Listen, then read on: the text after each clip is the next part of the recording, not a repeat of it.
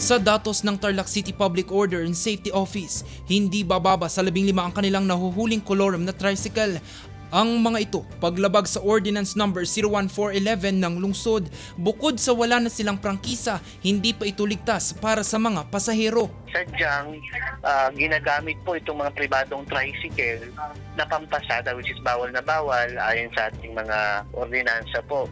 Sa ganitong datos, apektado na ang mga legal na tricycle driver, imbis kasi na sila ang makakuha ng pasahero sa mga kolorum na pupunta ang ilan. Yun nga po ang problema namin. Sa dami po ng kolorum dito, siguro po nagsasawa na rin yung mga enforcer or may mga kakilala po sila, may connection sila .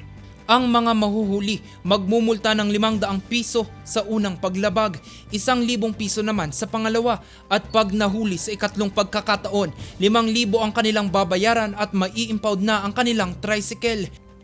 Tinututukan din ng mga otoridad ang tamang pasahe na singil ng mga tricycle driver.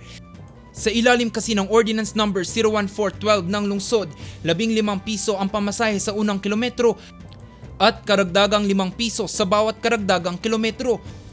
Binabantayan rin ang mga hindi sumusunod sa 5 piso na discount para sa mga estudyante at senior citizens.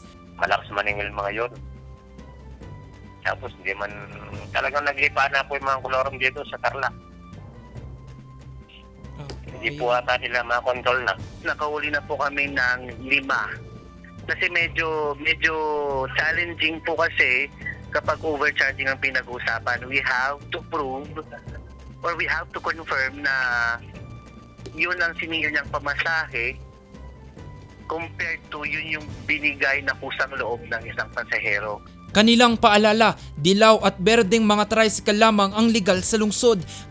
Makikita rin ang body number sa labas, likuran at loob na bahagi ng tricycle na sinakyan at ang updated na mayor's permit. Sa ngayon, aabot na sa higit 200 ang rehistradong TODA sa Tarlac City, nakatumbas ng 8,970 na rehistradong tricycle driver. Hinihikayat naman nila ang mga mabibiktima ng mga kolorum na tricycle at mga tricycle na hindi naniningil ng tama na magsumbong sa himpilan ng Tarlac City Public Order and Safety Office. Jose Robert Inventor para sa Luzon Headlines.